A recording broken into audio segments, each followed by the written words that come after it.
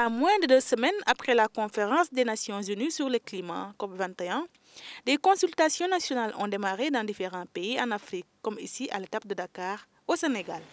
Ces travaux sont initiés par le Centre ouest africain de services scientifiques sur le changement climatique et l'utilisation adaptée des terres, WASCAL en anglais, en collaboration avec le gouvernement du Sénégal.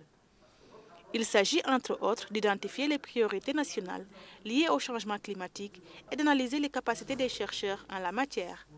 L'enjeu de cette réunion, c'est de lancer des consultations que nous espérons les plus larges possibles pour mieux définir un agenda de recherche dans le domaine du climat qui prenne en compte les besoins et les préoccupations de la société sénégalaise et du continent africain.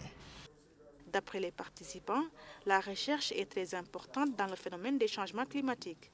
Ces consultations portent essentiellement sur la variabilité et changement climatique et eau, l'utilisation et occupation des sols et agriculture, gouvernance, gestion et communication des risques climatiques, de même que les motivations socio-économiques. Si l'agriculture ne marche pas, au Sénégal, il y a des problèmes. Donc nous devons prêter une attention particulière à ces questions-là. S'il y a des difficultés au niveau du climat, ça peut impacter la pêche, disons, nos moyens de survie.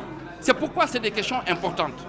Et je pense qu'aujourd'hui, les jours à venir, les mois et les années à venir doivent permettre au Sénégal, au sortir de la COP21, de mettre en place un certain nombre de programmes qui puissent permettre au Sénégal, disons, de faire face à ces questions de dérèglement climatique, de changement climatique.